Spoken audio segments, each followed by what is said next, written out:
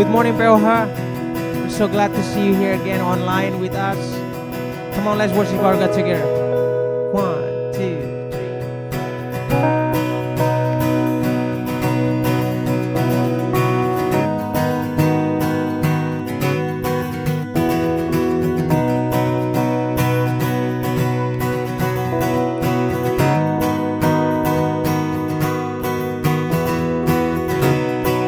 Salvation sounds a new beginning.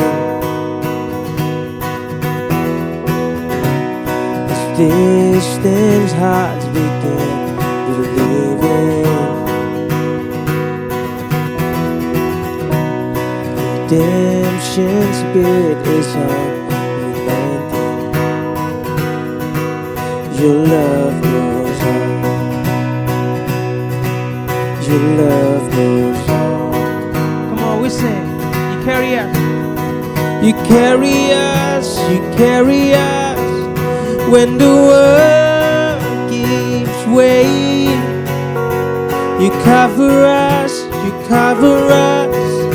with your endless grace. Your love is relentless. Your love is relentless. Your love is relentless. Your love is relentless. The time is up for chasing shadows. You gave the world a light to follow. Hope that shines beyond tomorrow. Your love goes on. Your love goes on. You carry us when the world gives way. You cover us with your endless grace.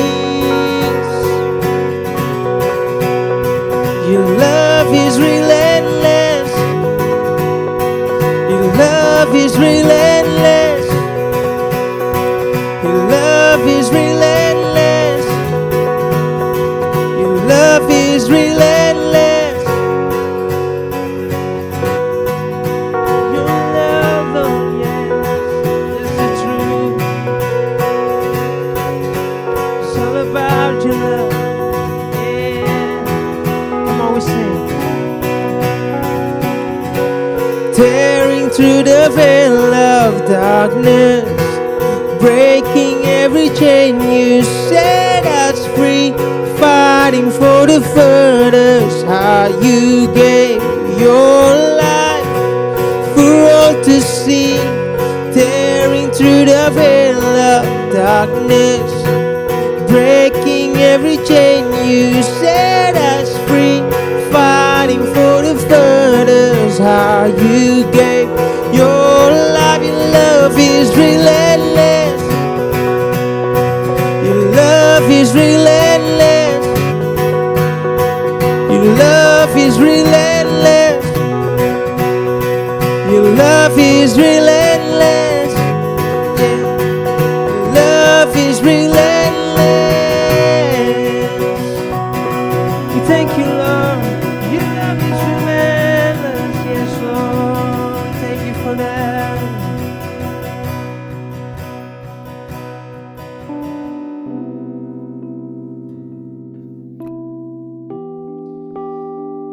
Yes, Lord. We want to come to you.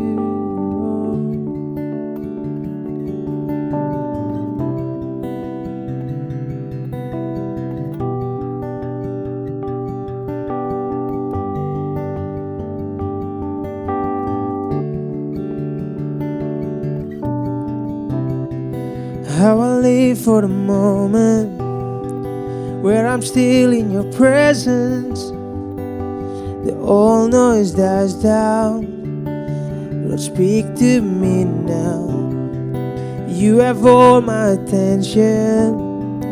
I will linger and listen. I can't miss a thing. Lord, I know my heart wants more of you. My heart wants something new, so I surrender all. All I want is to live within your love, be undone by who you are. My desire is to know you deeper. Lord, I will open up again, throw my fears into the wind. I am desperate for a touch of heaven. Oh, oh, oh, oh.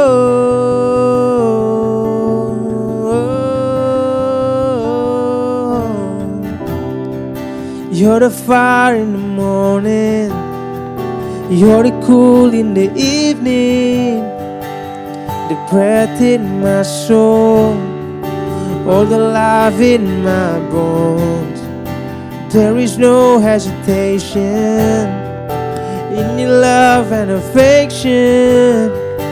It's the sweetest of all. Lord, I know my heart wants more of it. My heart wants something new, so I surrender all. And all I want is to live within your love, be undone by who you are.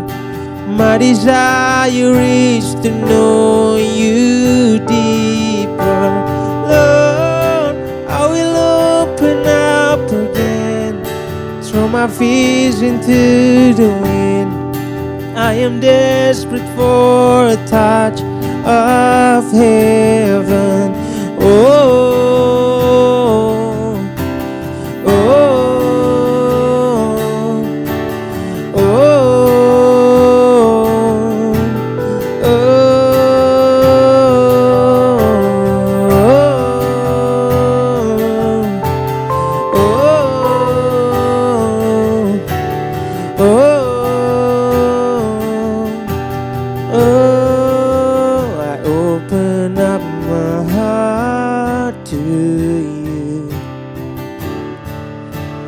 Open up my heart to you now, to do what only you can. Jesus, have your way in me now. I open up my heart to you. I open up my heart to you now. Do what only you can. Jesus, have your way in me now, yeah.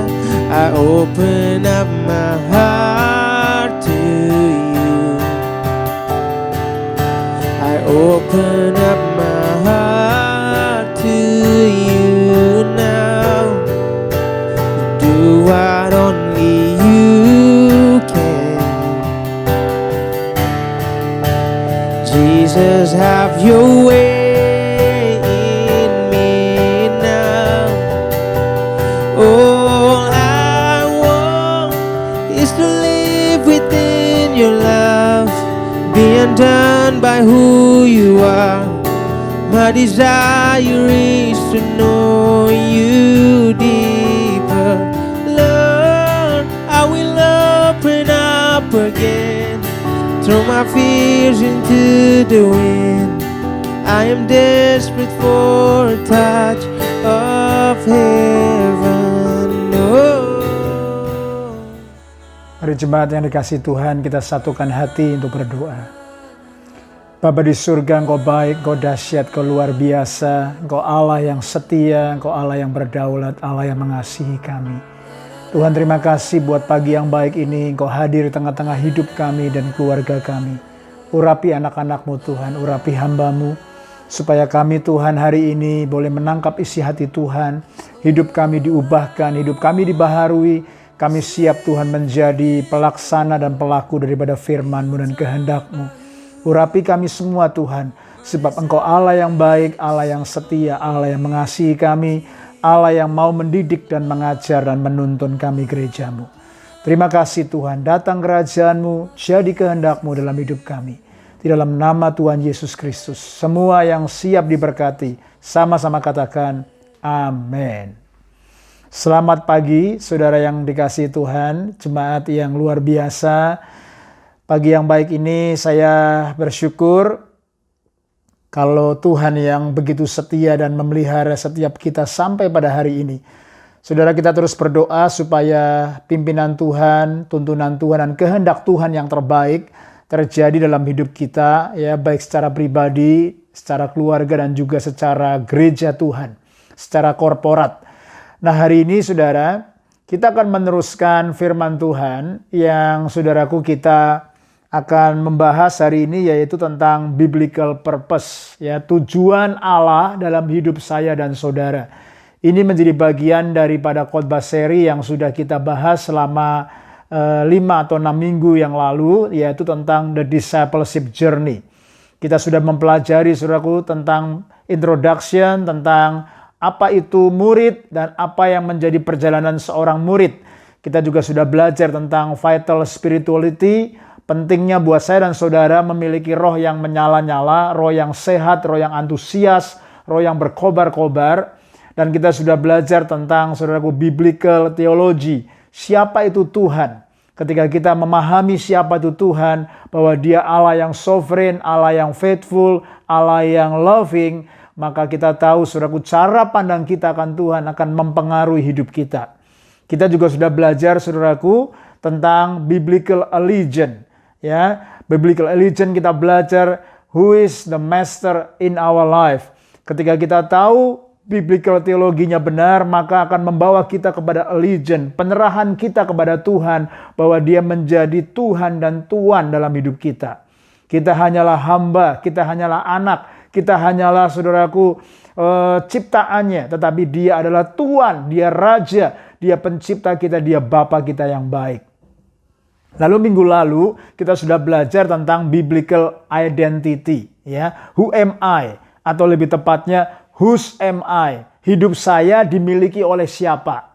Kalau kita tahu saudaraku, ya, allegiance kita benar, pengabdian kita kepada Tuhan benar, maka akan membawa kita kepada our true identity. Bahwa saya dan saudaraku, kita hanyalah saudaraku anak-anak Tuhan. Kita hanyalah hamba-hamba Tuhan. Kita umat kepunyaan Tuhan. Kita saudaraku people owned by God. Dan saudaraku ketika kita menyadari our identity, maka saudaraku our true identity akan membawa kita kepada yang namanya purpose. Kepada sebuah tujuan.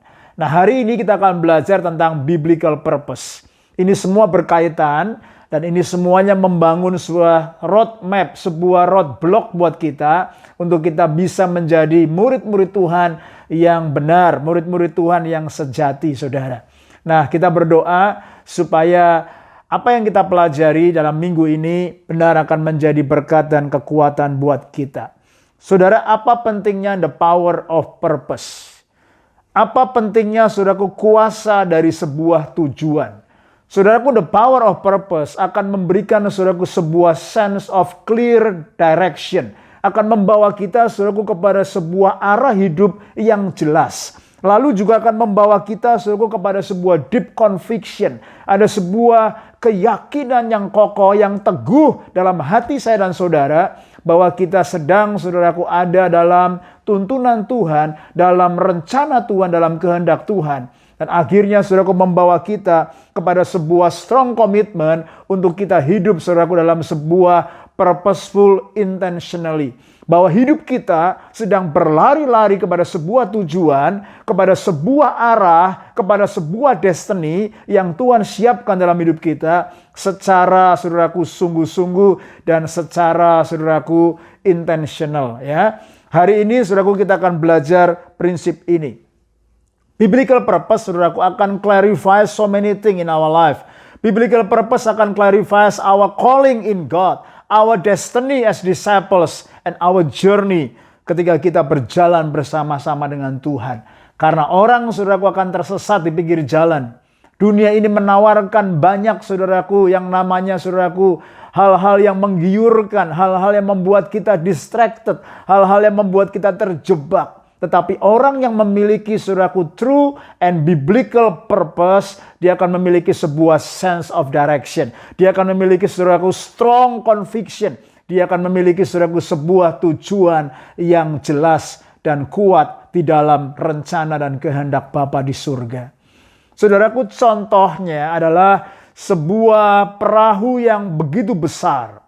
Perahu yang besar diciptakan bukan, saudaraku, untuk tinggal di dermaga. Tetapi perahu yang besar, saudaraku, ya, let's say namanya apa tuh? Big cruise, ya, ship yang besar, apa namanya? Queen Mary II, ya. Saudaraku, sebuah giant ship, giant cruise yang besar itu diciptakan bukan untuk tinggal di pinggiran dermaga, bukan. Tetapi diciptakan dengan sebuah purpose untuk dia, saudaraku, mengarungi samudra lautan yang begitu besar. Ya, dan saudaraku, ketika, saudaraku, sebuah krus yang besar itu dilepaskan, mulai dia, saudaraku, mengarungi samudra lautan yang begitu besar, dia harus siap dengan yang namanya angin, badai, ombak, saudaraku, dan segala macam tantangan yang harus dilewati dan dihadapinya. Dan saudaraku, penting sekali sebuah krus yang besar memiliki sebuah kompas. Memiliki sebuah kompas. Karena saudaraku, kalau sebuah krus, sebuah kapal yang begitu besar itu tidak, saudaraku, dipimpin oleh kompas, maka apa akibatnya? Kapal yang besar itu, saudaraku, akan terhilang, tersesat di tengah-tengah samudra lautan yang begitu besar itu, saudara. Tentunya, saudaraku, kisah ini menggambarkan sama juga dengan kondisi saya dan saudara. Kalau hidup kita tidak memiliki inner compass di dalam hati kita, sebuah sense of destiny, sebuah sense of purpose, sebuah biblical purpose, kenapa Tuhan ciptakan saya dan saudara, maka kita bisa terhilang di tengah-tengah dunia, saudaraku, yang penuh dengan kegelapan. Kita bisa terhanyut di tengah-tengah dunia, saudaraku, yang penuh dengan sorak-semarak, saudaraku. Dan saudaraku, hari-hari ini saya melihat ada banyak anak-anak Tuhan, banyak pebisnis, banyak kaum profesional, even banyak bapak-bapak, ibu-ibu, keluarga-keluarga, bahkan anak-anak muda yang, saudaraku, kehilangan arah dan tujuan hidupnya. Karena mereka sebenarnya tidak tahu apa yang menjadi purpose Tuhan di dalam hidupnya. Saudara, sama seperti sebuah kapal yang besar itu, ketika dia tidak memiliki kompas, kapal itu tidak kehilangan kemampuan untuk berlayar dan mengarungi samudra. Dia masih bisa berlayar, dia masih bisa bergerak, dia masih bisa jalan. Tetapi dia kehilangan kemampuan akan tujuannya. Dia kehilangan kemampuan untuk menggenapi rencana dan tujuan awal ketika penciptanya membuat kapal tersebut. Sama, saudaraku, demikian banyak orang Kristen ketika dia nggak memiliki sense of purpose, dia nggak memiliki inner compass dalam hatinya, dia akan kehilangan, saudaraku, yang namanya kemampuan untuk hidup. Dia masih bisa bergerak, bahkan, saudaraku, dia mungkin bergerak dengan begitu cepat. Dia bisa masih berlari, tetapi mungkin orang itu running on empty. Mungkin orang itu cuma hanya berputar-putar, saudaraku. Dia nggak tahu arah tujuannya. Persis seperti orang-orang Israel yang ada di padang gurun selama 40 tahun hanya berputar-putar. Dan dia lupa bahwa Tuhan menyiapkan sebuah purpose, sebuah destiny yang luar biasa di hadapan mereka. Sebagian besar dari mereka mati di padang gurun bukan karena Allah kita ingkar janji, tetapi karena mereka, saudaraku, tidak tahu apa yang menjadi tujuan Tuhan dalam hidupnya. Mereka memilih saudaraku untuk hidup dalam daging, bersungut-sungut, hidup dalam penyembahan berhala, hidup dalam percabulan saudaraku. Dan dia menguji Tuhan, dia tempting God. Sehingga akhirnya saudaraku sebagian besar dari mereka Tuhan tidak berkenan. If God doesn't give his approval, maka itu sebabnya saudaraku akan banyak orang-orang saudaraku yang akhirnya binasa. Tetapi ketika Tuhan memberikan approval dan Tuhan memberikan visi dan purpose yang jelas, dan kita semua sepakat menangkap isi hati Tuhan, berjalan dalam purpose dan destiny Tuhan, saya percaya Tuhan menyiapkan masa depan yang terbaik, masa depan yang penuh dengan harapan, dan masa depan yang penuh dengan kemenangan. Pagi ini saya mengajak kita semua merenungkan saudaraku satu ayat yang sangat luar biasa. Mari kita buka dari Injil Yohanes pasal 14 ayat 31. Saya ingin bacakan buat setiap kita. Yohanes 14 ayat 31.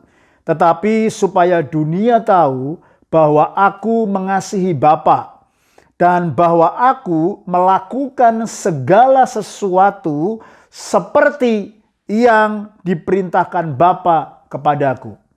Bangunlah, marilah kita pergi dari sini.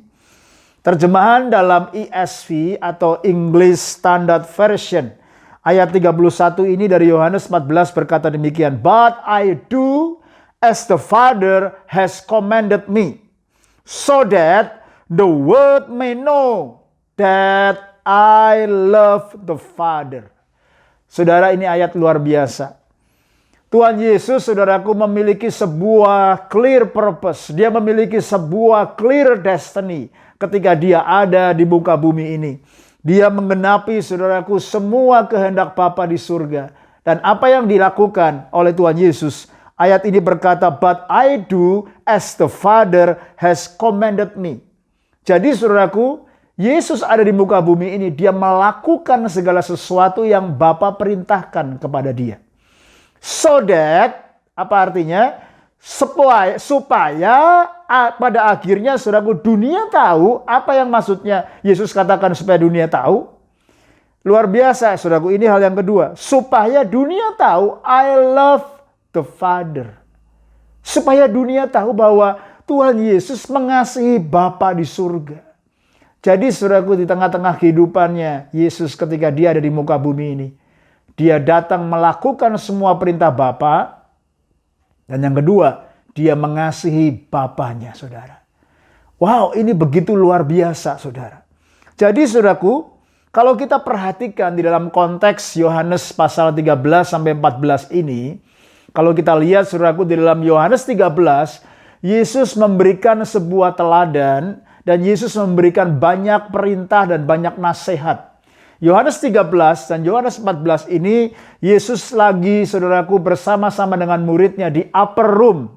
Dan sebelum Yesus saudaraku ditahan, sebelum Yesus disiksa, Yesus memberikan banyak nasihat, banyak perintah, banyak download isi hatinya kepada murid-muridnya.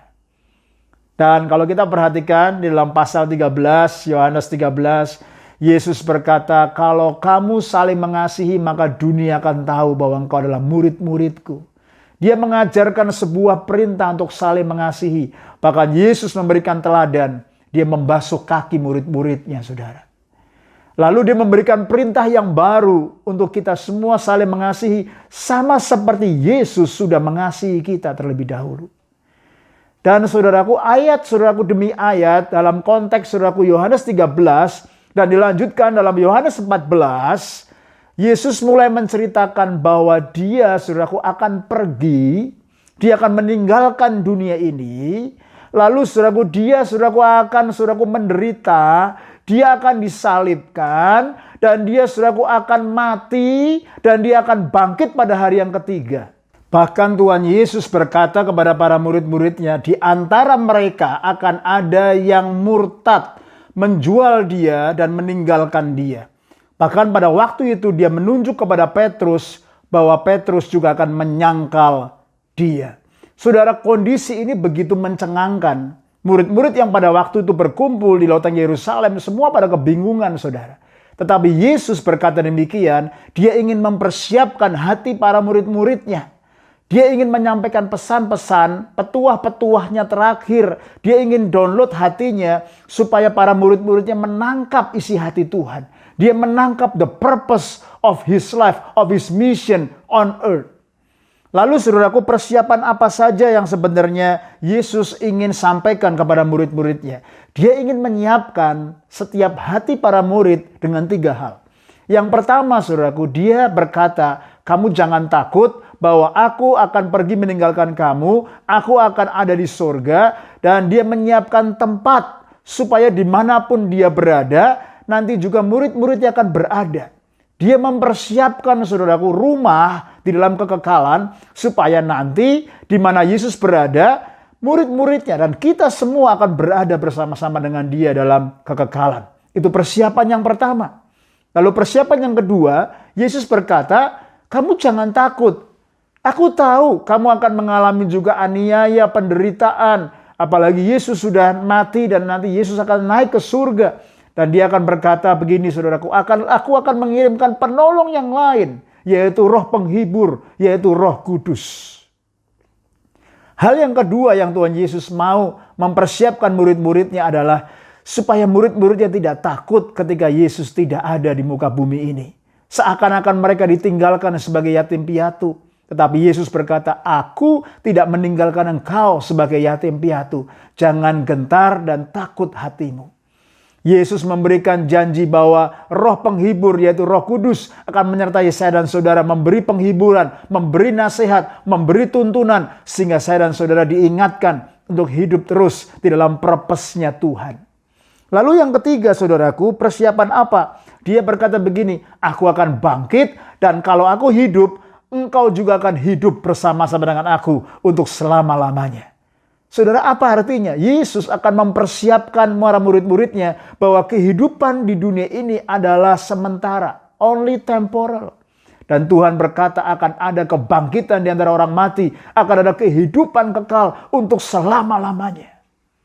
Saudara, Yesus menyampaikan pesan dan isi hatinya. Dia berkata-kata, bahkan dia bernubuat persis bagaimana dia mati, bagaimana caranya dia mati, dan setelah 3 hari dia akan bangkit dan dia mempersiapkan hati para murid-muridnya. Dan saudaraku, semuanya ini ditutup pada ayat yang ke-31 tadi.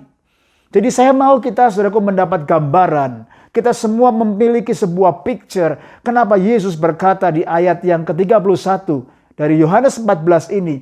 Dengan semua background dan konteksnya. Kita ternyata memahami Tuhan yang kita sembah adalah Tuhan yang taat kepada perintah Bapaknya. Dan dia mengasihi Bapaknya. Dia tahu saudaraku dia datang ke dunia ini untuk dia mati di atas kayu salib. Untuk menggenapi isi hati Bapa. Supaya seluruh dunia diselamatkan. Supaya saya dan saudara menjadi anak-anak kepunyaannya. Supaya kita semua saudaraku bisa ada bersama-sama dengan dia dalam kekekalan di surga yang mulia. Supaya kita mengalami kuasa Roh Kudus. Dan luar biasa saudara. Ayat 31 ini, saya ingin ajak kita saudaraku membaca ulang kembali ayat ini. Dalam terjemahan ESV, saudaraku luar biasa saudara. Dia melakukannya saudaraku karena dia mentaati apa yang Tuhan, yang Bapa di surga saudaraku katakan kepada dia saudara. Saya ingin mengajak kita membaca ulang saudara. But I do as the Father has commanded me, so that the world may know that I love the Father. But I do as the Father has commanded me, so that the world may know that I love the Father. Saudara, ini ayat yang luar biasa sekali. Tuhan Yesus saudaraku dari hal ini mengatakan saudaraku bahwa kehadirannya di muka bumi ini adalah to do the Father's will. Dan yang kedua saudaraku, to love the Father. Kalau hari ini kita belajar saudaraku tentang biblical purpose saudara. Mengingatkan saya dan saudara. What am I called to do? Sebenarnya apa yang Tuhan sedang panggil dalam hidup saya untuk melakukan apa? Tuhan panggil saya dan saudara untuk melakukan, untuk mencintai Bapa di surga. dan mentaati segala perintahnya. Yesus sudah memberikan teladan yang baik buat kita semua. Dia datang, saudaraku, untuk melakukan apa yang Bapaknya katakan kepada dia. Dan dia datang, saudaraku, ke muka bumi ini untuk membuktikan kepada dunia bahwa dia mengasihi Bapaknya. Ini luar biasa sekali, saudara. Dan hari ini ketika kita mempelajari biblical purpose, saya ingin, saudaraku, kita semua meresap dalam hati kita. Dan saya berdoa supaya saya dan keluarga, semua pemimpin pekerja dan seluruh jemaat di Place of Hope, kita boleh memiliki, saudaraku, sebuah panggilan dalam hidup kita. Untuk kita, saudaraku, mengasihi Bapa dan mentaati apa yang Bapa mau untuk kita lakukan. Ini paralel sekali, saudaraku, dalam Yohanes 4 ayat 34. Satu hari ketika Yesus, saudaraku, lagi pelayanan. Dan pada waktu itu dia sedang letih dan lelah dan lapar. Murid-muridnya bingung. Ini Yesus belum makan, tapi dia semangat sekali melayani. Lalu Yesus, saudaraku, berkata kepada murid-muridnya dan orang banyak, makananku adalah untuk melakukan kehendak Bapakku. Luar biasa sekali. Terjemahan dalam bahasa Inggris dikatakan, my will is to do the Father's will and to accomplish His works. Apakah ini, saudaraku, menjadi sebuah tekad dalam hidup saya dan saudara? Bahwa, saudaraku, makanan itu bicara hal yang begitu penting. Hal yang kita nanti-nantikan. Hal yang membuat kita bersuka cita. Orang kalau pergi ke restoran, orang kalau wisata kuliner, itu biasanya menanti-nantikan mau makan enak. Menjadi kebutuhan pokok. Dan kita akan pikirkan terus mau makan apa ya malam, makan apa ya siang, makan apa ya pagi. Yesus berkata, makananku adalah untuk melakukan kehendak Bapa dan menyelesaikannya. Saudara, luar biasa. Saya berdoa, saudaraku, supaya ini menjadi sebuah keputusan buat kita hari ini. Bahwa kita memiliki sebuah panggilan di dalam Kristus Yesus untuk mengasihi Bapa dan untuk melakukan semua apa yang Bapa perintahkan di dalam hidup kita. Saudara, kita akan belajar hari ini, saudara, tentang, saudaraku, tentang calling. Kalau kita mempelajari, saudaraku, what am I called to do? Saya ingin membahas, saudaraku, sebenarnya ada dua macam calling dari Tuhan. Yang pertama adalah, saudaraku, primary calling. Yang kedua adalah secondary calling. Nah, our primary calling yang pertama dan utama dalam hidup setiap anak-anak Tuhan, yaitu, saudaraku, adalah mencintai Bapa. Our primary calling, saudaraku, bukan to do, tetapi to be. Our primary calling, saudaraku, bukannya menjadi doing and doing, melakukan, dan akhirnya sibuk dengan banyak hal. Orang Kristen sibuk dengan banyak hal, pekerjaan, pelayanan, dan lain sebagainya. Tetapi, saudaraku, our primary calling adalah being, ya, to be. Tuhan, saudaraku, memanggil saya dan saudara dengan primary calling-nya untuk menjadi serupa dengan gambaran anaknya. Saudara, itu akhirnya membawa kita mengerti bahwa Tuhan memiliki sebuah purpose dalam hidup saya dan saudara. Yaitu, saudaraku, sebagai anak-anak Tuhan kita dipanggil untuk bertumbuh menjadi serupa dengan gambaran anaknya. Ini sesuai, saudaraku, dalam Roma 8 ayat 29. Yaitu, saudaraku, untuk menjadi, saudaraku, conform to be like Christ. Menjadi serupa seperti Kristus. Inilah Christ likeness. Ini yang menjadi, saudaraku, visi daripada gereja Place of Hope. Untuk menjadi Christ-like community. Dan saya berdoa supaya our primary calling ini boleh ada dalam hidup saudara. Sense of destiny dalam hidup saudara. Saudara rindu untuk menjadi seperti Yesus setiap hari. Karakter Tuhan semakin muncul dalam hidup saudara. Lewatin banyak proses, lewati banyak pembentukan. Karakter Tuhan semakin nyata di dalam hidup setiap kita. Lalu yang kedua adalah secondary calling. Secondary calling adalah, saudaraku, untuk melakukan apa yang Bapak perintahkan dan Bapak mau untuk kita lakukan dimanapun Tuhan tempatkan. Kalau yang pertama adalah to be, itu adalah primary calling kita. Lalu yang kedua, secondary calling kita adalah to do. Ya, baru kita melakukan apa yang Tuhan tugaskan, apa yang Tuhan tempatkan. Kalau saya ada di Sydney, saya harus melakukannya dengan yang terbaik di kota Sydney. Kalau mungkin saudara yang melihat program ini sudah ada di Jakarta, atau ada di Jawa, atau ada di Manado, di mana Tuhan tempatkan saudara, apapun yang Tuhan percayakan dalam hidup saudara, maka saudaraku, kita perlu melakukannya seperti yang Tuhan mau dalam hidup kita. That's our secondary calling. Hari-hari ini ada banyak orang saudaraku yang terjebak dalam kesibukan kerjanya. Akhirnya saudaraku, ketika orang itu menjadi chef, menjadi barista, menjadi accountant, menjadi IT, menjadi saudaraku webmaster, menjadi banyak hal dalam pekerjaan dan profesi mereka, akhirnya mereka tidak mengerti dan memahami tujuan Allah memanggil dia. Menempatkan Tuhan menempatkan saudara di kota Sydney, di Australia, di company tersebut. Kita seringkali lupa apa yang menjadi purpose of God di tengah-tengah pekerjaan kita. Tetapi hari ini saya berdoa supaya saya dan saudara mulai mengerti bahwa Tuhan memberikan primary calling dan secondary calling untuk kita menjadi seperti Kristus, to be like Christ, and to do whatever God commanded us to do. Nah, ketika saudara harus bekerja, ketika saudara pergi ke kantor hari Senin, hari Selasa, Rabu, Kamis, Jumat, bahkan mungkin beberapa dari saudara hari-hari ini sedang bekerja di rumah saudara.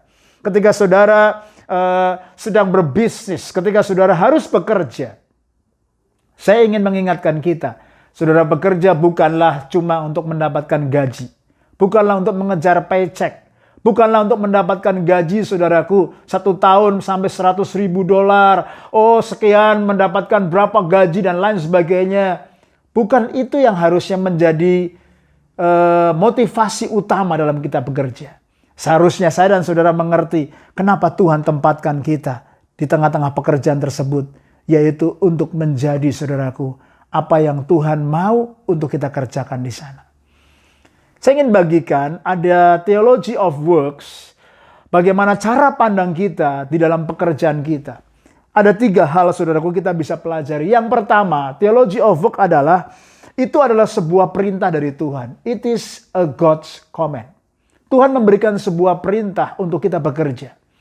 Kalau dalam perjanjian lama kita melihat saudaraku, kita harus bekerja, lalu pada hari yang ke-7 kita harus beristirahat.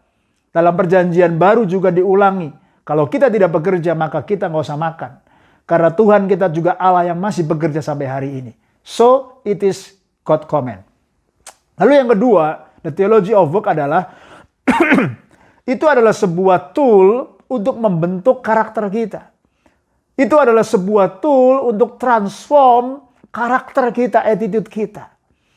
Tuhan tempatkan saudaraku dengan sebuah tuntutan, dengan sebuah demand. Tuhan tempatkan dengan teamwork. Tuhan tempatkan dengan boss, manager. Tuhan tempatkan dengan banyak rules. Sehingga sebenarnya Tuhan sedang berurusan dengan karakter saya dan saudara. Supaya itu menjadi sebuah tools untuk membentuk respon kita. Supaya kita belajar semakin bergantung kepada Tuhan. Supaya kita belajar semakin berserah kepada Tuhan. Dan saya lihat saudaraku ada banyak orang yang gak mengerti prinsip ini. Dan ada orang saudaraku yang pernah konseling, dia bilang, saya akan pindah kerja Kak Yosafat karena di tempat kerjaan itu saya gak betah. Bosnya jahat, teman-temannya juga bully, perkataannya kotor, politik dan lain sebagainya.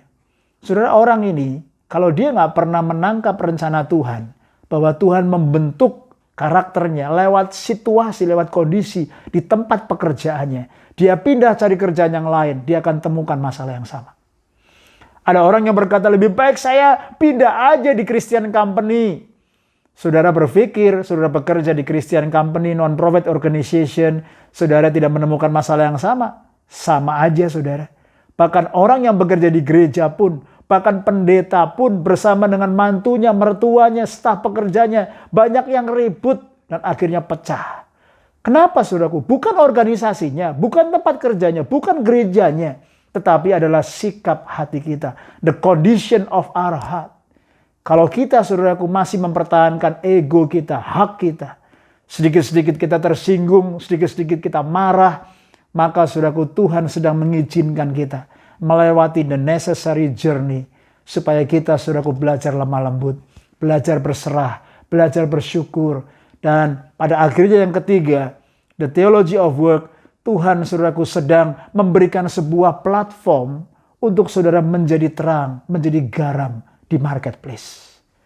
Kalau kita mengerti saudaraku tujuan Tuhan, menempatkan saudara bekerja, bukan untuk mengejar uang, bukan untuk mengejar karir semata-mata, tetapi di sana Tuhan sedang memberikan sebuah platform untuk saudara berkarya, menghadirkan kerajaan Allah, membawa kasih Bapa, menceritakan bahwa Yesus itu ajaib, Yesus itu hidup, memberikan pengharapan kepada orang-orang saudaraku yang sedang tersesat di sana, dan memberikan kekuatan, menghadirkan terang, menghadirkan garam.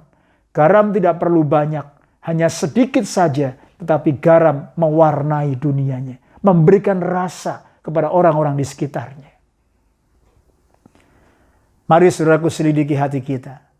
Kalau saudara hari-hari ini saudaraku masih belum mengerti the purpose and the destiny of God, kita berdoa biar Tuhan boleh mengajar kita dan melembutkan hati kita.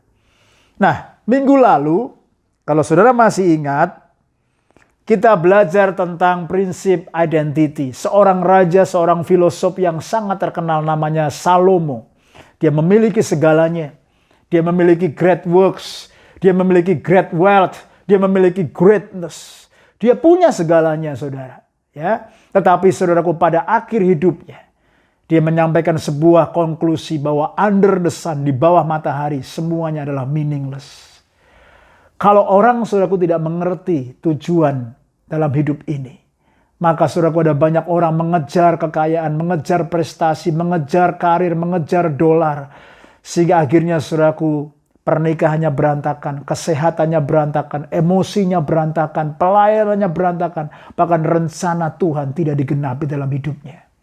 Tetapi saudaraku, saya ajak kita melihat apa yang menjadi kesimpulan terakhir daripada Raja Salomo dalam kitab Pengkhotbah pasal yang ke-12. Mari kita lihat saudara. Pengkhotbah 12 ayat yang ke-13 sampai yang ke-14. Ini kata-kata terakhir daripada buku kitab Pengkhotbah yang ditulis oleh raja dan filosof yang luar biasa. Salomo, dia berkata begini. Akhir kata dari segala yang didengar ialah, takutlah akan Allah dan berpeganglah pada perintah-perintahnya. Karena ini adalah kewajiban setiap orang. Karena Allah akan membawa setiap perbuatan ke pengadilan yang berlaku atas segala sesuatu yang tersembunyi, entah itu baik, entah itu jahat. Saudara, ternyata kesimpulan daripada Raja Salomo sangat paralel dengan apa yang Yesus lakukan ketika Tuhan Yesus ada di muka bumi ini. Yaitu saudaraku, Tuhan Yesus mengasihi Bapa dan melakukan apa yang Bapa perintahkan. Paralel sekali. Salomo berkata, dikatakan begini saudaraku, akhir kata dari segala yang didengar ialah takutlah akan Allah. Kalau kita takut akan Allah, kita mengasihi Allah. Lalu yang kedua, berpegang pada perintah-perintahnya, melakukan perintah-perintah Tuhan. Karena ini adalah kewajiban setiap orang.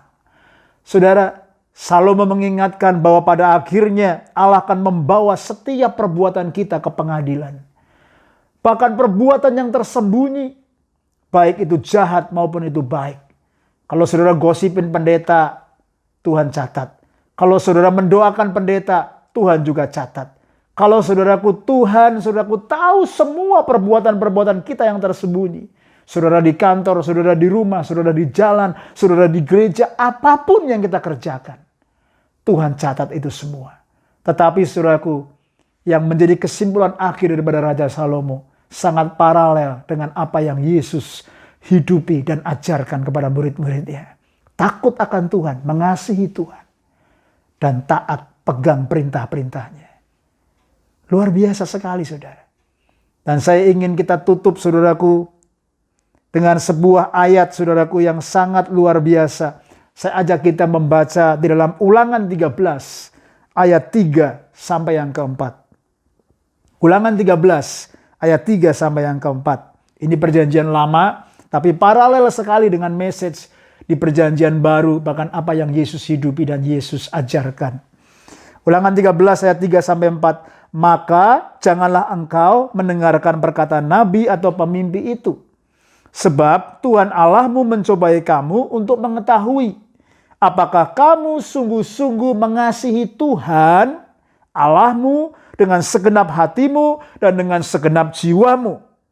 Tuhan Allahmu harus kamu ikuti. Kamu harus takut akan Dia. Kamu harus berpegang pada perintahnya. Suaranya harus kamu dengarkan. Kepadanya harus kamu berbakti dan berpaut. Saudara, sama lagi saudaraku ya. Perintah Tuhan saudaraku luar biasa sekali. Mengajarkan saudaraku kepada orang-orang Israel saudara. Untuk apa? Sungguh-sungguh mengasihi Tuhan dengan segenap hati, jiwa, akal budi, dan kekuatan. Lalu yang kedua, saudaraku, sama. Untuk apa? Dikatakan di sini, berpegang pada perintah-perintahnya, berpegang kepada suaranya, berpegang kepada tuntunannya, dan kepadanya lah kamu harus berbakti dan berpaut hatimu. Itu sebabnya, saudara, saya ingin tutup khotbah hari ini. Apa yang sebenarnya Tuhan sedang panggil dalam hidup saudara?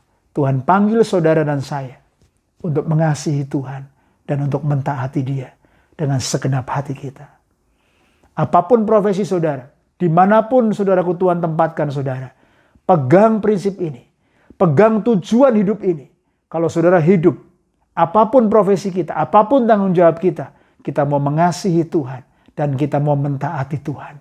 Tidak ada hal yang lain. Ketika kita saudaraku memiliki sebuah sense of destiny, maka saya percaya Tuhan akan membawa kita kepada sebuah saudaraku kemenangan, kepada sebuah terobosan, kepada semua hal-hal yang terbaik yang Tuhan sudah siapkan buat saya dan saudara.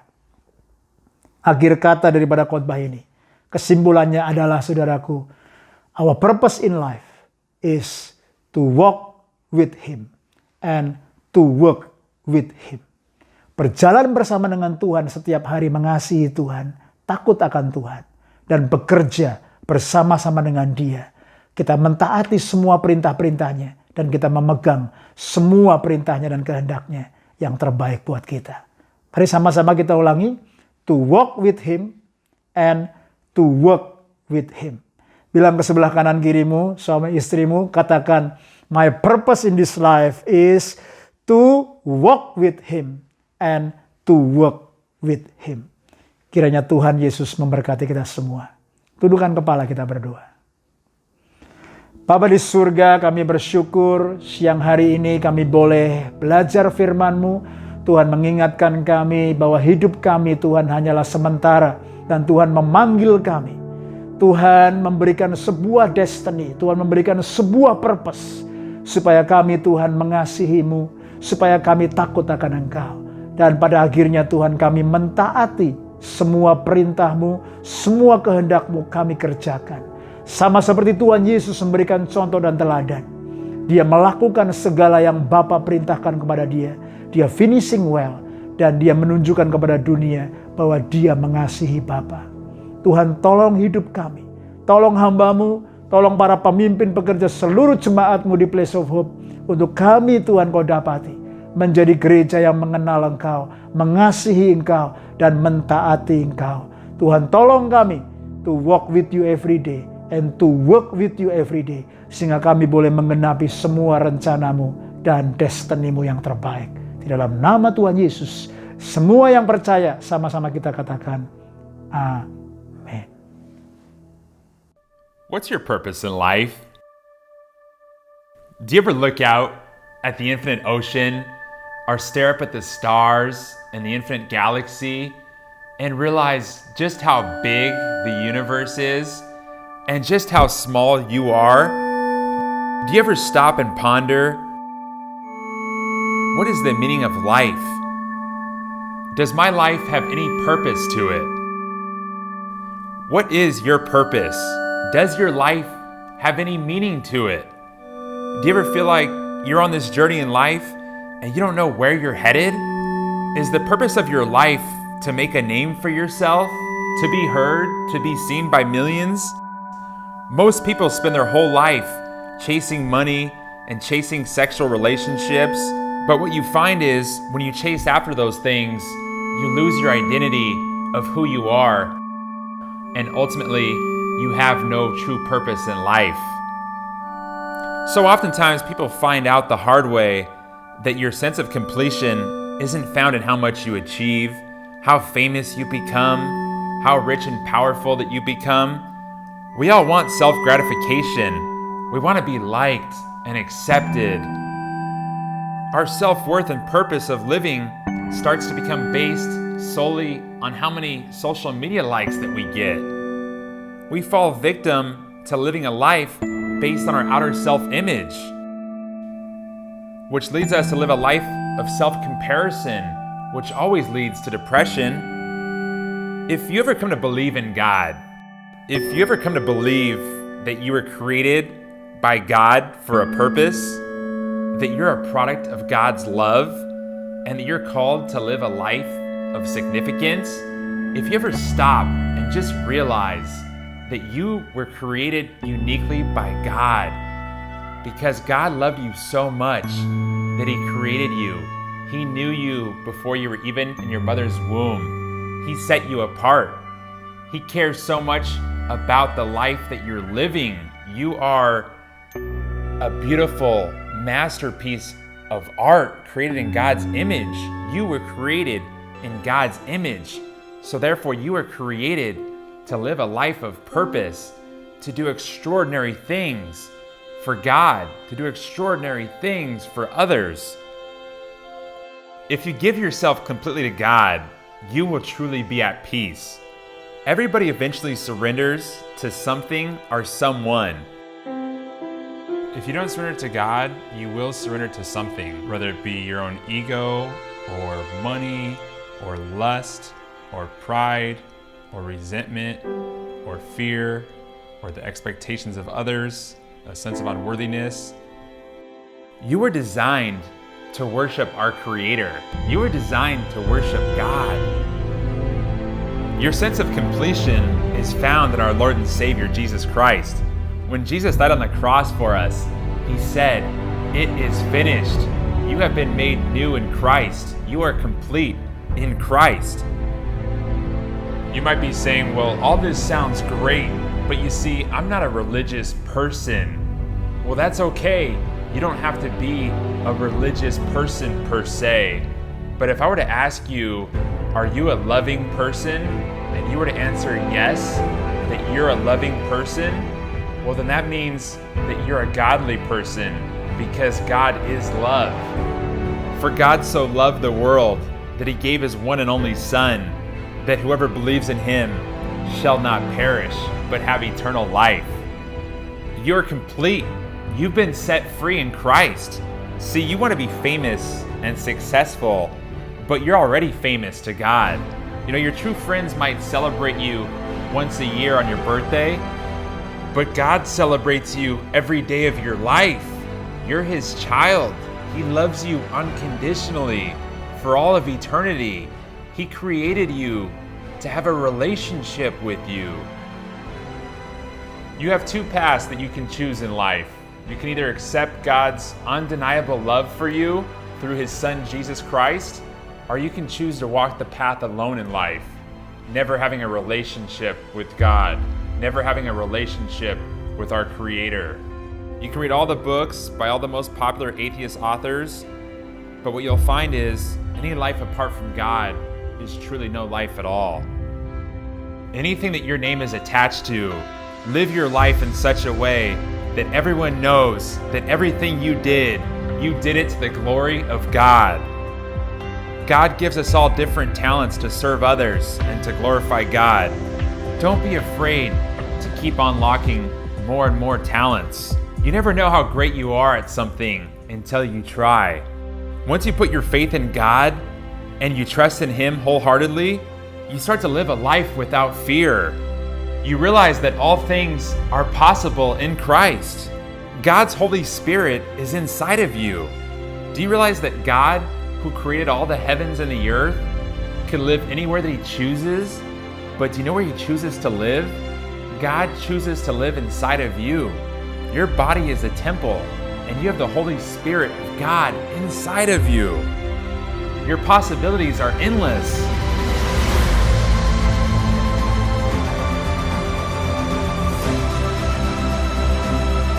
You were created by God to dream dreams and visions.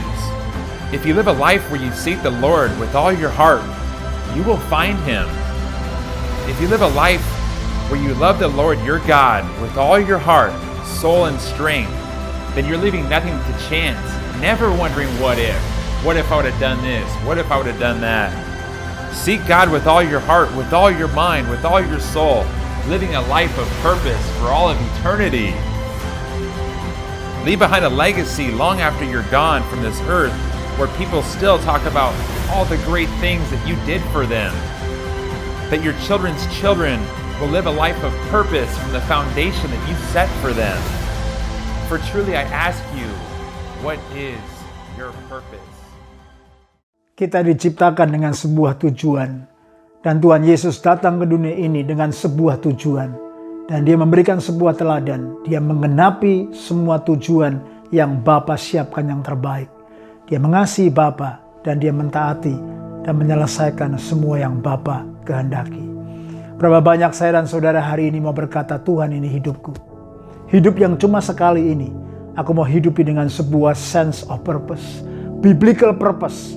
Bukan duniawi purpose. Bukan tujuan duniawi, tetapi tujuan yang alkitabiah. Yaitu untuk mengenal dan mengasihi Tuhan. Dan mentaati dan melakukan apa yang Tuhan mau. Berapa banyak hari ini saya dan saudara yang hari-hari ini kita tidak tahu tujuan hidup kita. Mungkin saudara adalah purposeless. Saudara kehilangan sense of purpose dalam hidupmu. Engkau hanya saudara going to the motion. Engkau mendidik anak, membesarkan anak, engkau bekerja, berbisnis, tetapi kita miss the target. Saudara, hari ini Tuhan memanggil kita untuk kembali rebuild, untuk kembali saudara membangun ulang tujuan hidup dalam hidup kita. Membangun ulang pernikahan kita, membangun ulang parenting kita, membangun ulang bahkan pelayanan dan gerejanya. Berapa banyak hari ini saudara, saya dan saudara berkata, Tuhan, ini hidupku. Aku mau hidup dalam sense of destiny. Aku mau hidup dalam sebuah strong conviction. Dan aku mau hidup Tuhan dalam sebuah kegairahan yang luar biasa. Roh yang menyala-nyala, roh yang berkobar-kobar. Untuk aku boleh berlari-lari kepada panggilan dan tujuanmu. Kalau itu menjadi doamu, mari taruh tanganmu di atas hatimu saudara. Ikuti saya berdoa. Tuhan Yesus, hari ini hidupku Tuhan. Bawa hidupku mengenapi rencanamu dan tujuanmu. Aku mau Tuhan hidup dalam sebuah destiny ilahi. Bawa aku Tuhan berjalan setiap hari untuk mengasihimu.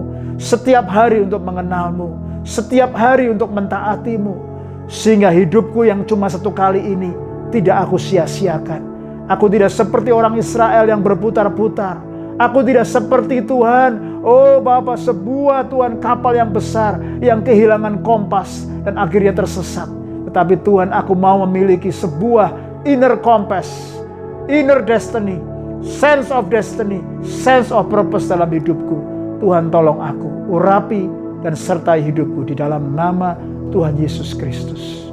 Saudara, yang kedua, kesempatan yang baik ini, saya ingin memberi kesempatan kalau ada Bapak Ibu saudara-saudara, engkau yang tidak tahu tujuan hidupmu dan kau belum pernah mengundang Tuhan Yesus masuk dalam hidupmu sebagai Juru Selamat pribadimu. Saya ingin ingatkan dan ingin tegaskan bahwa Tuhan Yesus mengasihi engkau. Tuhan Yesus menciptakan engkau. Dan Tuhan Yesus memberikan sebuah sense of destiny, sense of purpose. Supaya hidupmu bukan lagi untuk dirimu sendiri. Tapi hidupmu untuk rencananya. Untuk kebaikannya. Untuk saudaraku kemurahannya boleh dinyatakan dalam hidupmu. Kalau engkau berkata, ini aku Tuhan. Aku sadar aku orang berdosa. Aku mau memanggil engkau, mengundang engkau masuk dalam hidupku. Menjadi Juru Selamat dan Tuhan dalam hidupku. Untuk pertama kalinya, mari saya ingin menguatkan saudara. Ambil momen ini, ikuti saya berdoa. Tuhan Yesus, ini aku mengakui aku orang berdosa.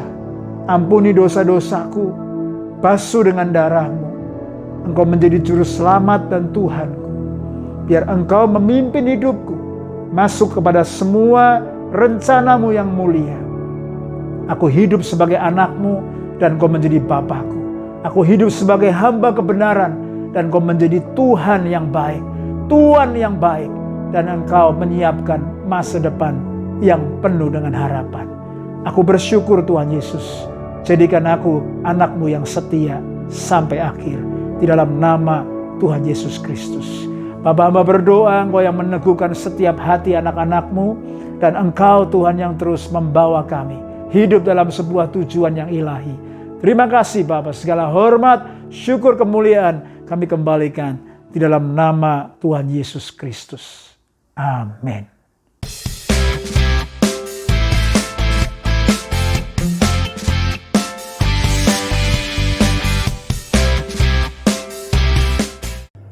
Selamat pagi Bapak Ibu sekalian, teman-teman semua. Senang sekali kita bisa sama-sama ibadah online kembali, sama-sama memuji memuliakan Tuhan pagi hari ini.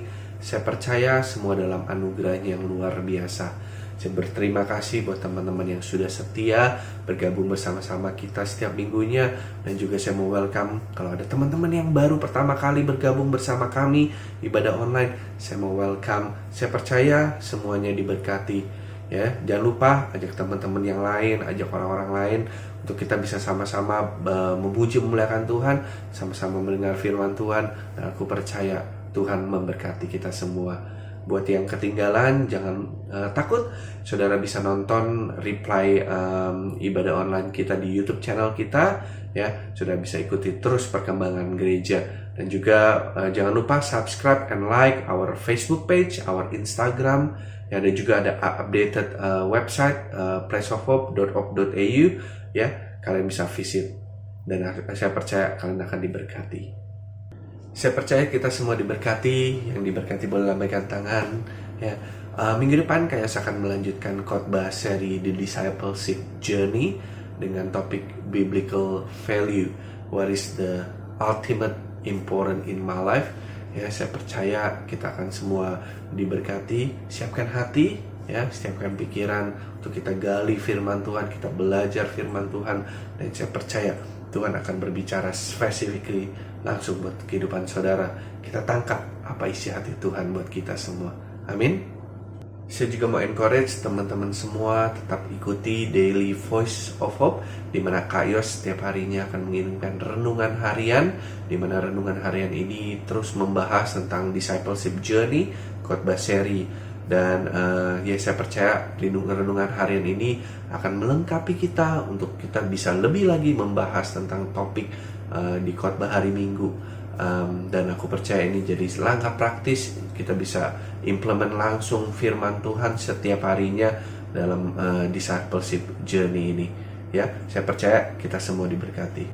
Selanjutnya saya ingin umumkan tentang IDT, Intentional Discipleship Training. Ya, kita akan segera buka registrasi buat para pekerja. Siapkan hati, ya, stay tune. Kita akan update terus kapan kita akan mulai IDT. Buat kita semua para leader yang sudah ikut IDT, kita bisa merasakan terus ada perubahan hidup. Dan aku percaya ada momentum yang luar biasa yang teman-teman juga bisa tangkap. Dan ini buat discipleship journey setiap pribadi masing-masing. Ya, stay tune. Jangan lupa saya mau ingatkan, tiap minggunya kita ada prayer meeting. Kita berdoa sama-sama di gereja 2 kali 1 minggu, ya, setiap hari Selasa jam 11 pagi dan juga setiap hari Kamis jam 7 malam. Selasa jam 11 dan Kamis malam jam 7. Saya mau encourage, mau undang teman-teman semua jemaat Tuhan, sama-sama kita berdoa, ya.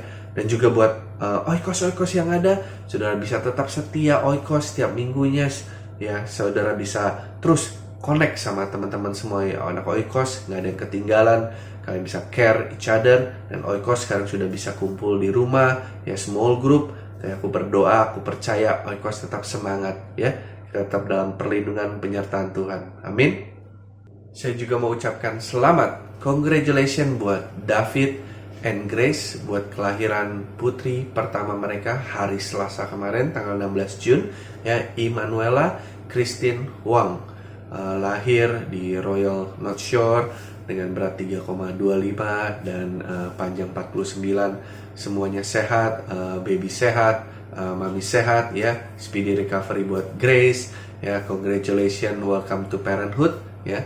Life will never be the same, but always better, ya. Kami berdoa, kami percaya Tuhan yang jaga, ya, buat kalian semua, untuk kalian bisa rawat baby dan juga buat Grace biar terus bisa recover ya. Selamat sekali lagi.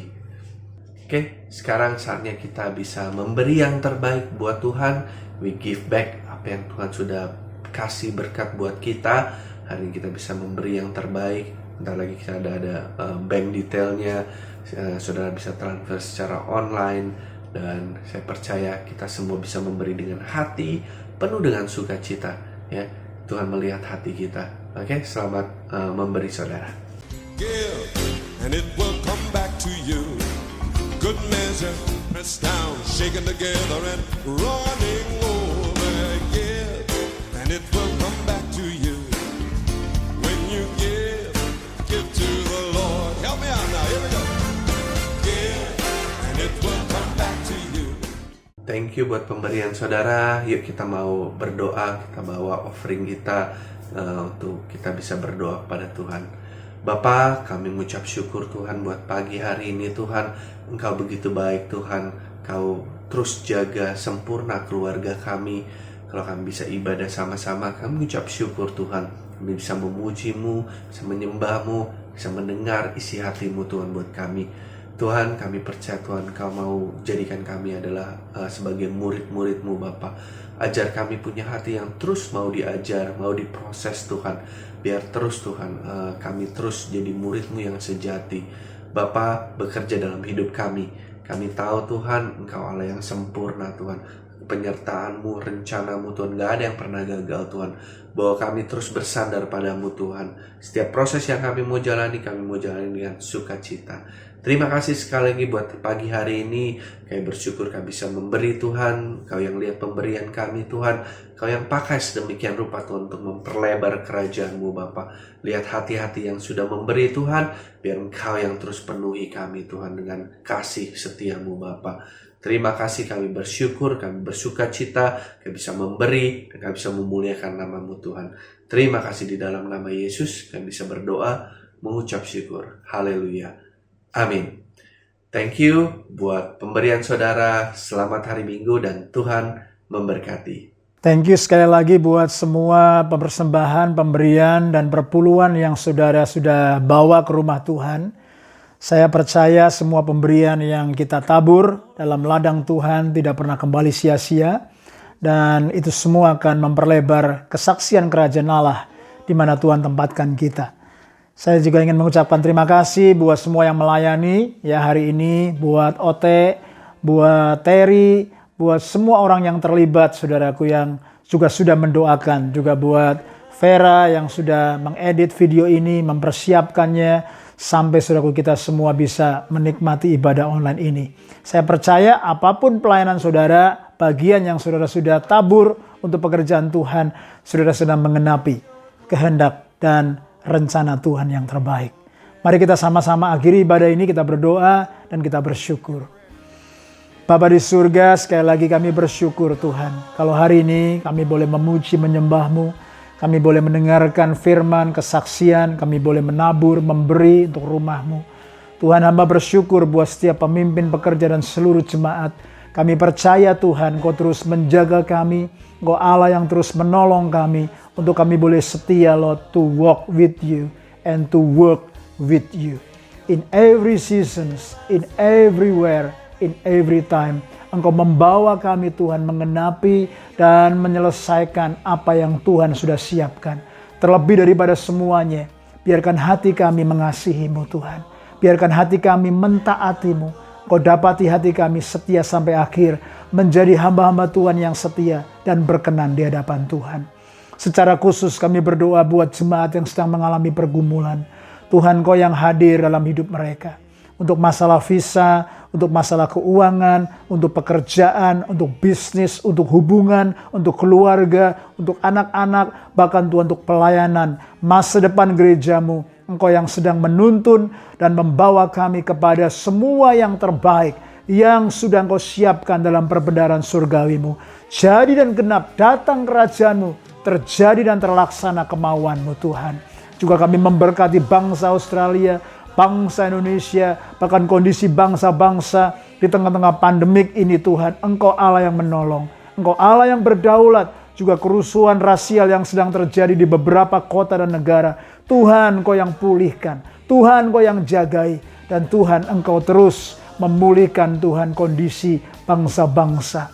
Kami percaya Tuhan, segala sesuatu yang terbaik, bahkan lebih dari apa yang bisa kami pikirkan dan doakan, Engkau sudah siapkan buat orang-orang yang mengasihi-Mu. Terima kasih Bapa, kami akhiri ibadah ini. Mari kekasih Tuhan, buka hati, buka tangan kita sama-sama, dan terimalah berkat Tuhan. Kiranya kasih karunia daripada Allah Bapa kita, cinta kasih daripada Kristus Yesus Tuhan kita, pengurapan persekutuan daripada Allah Roh Kudus akan terus menyertai, memberkati, dan menuntun kita kekal dari sekarang sampai selama-lamanya. Terimalah berkat Tuhan, Bapa di surga, memberkati kerohanianmu, memberkati juga kesehatan jiwamu, memberkati juga kesehatan tubuhmu, memberkati keharmonisan keluargamu, memberkati studi dan masa depanmu, memberkati pekerjaan dan bisnismu, memberkati keuanganmu, memberkati pelayananmu, memberkati oikosmu, juga memberkati kesaksian hidupmu.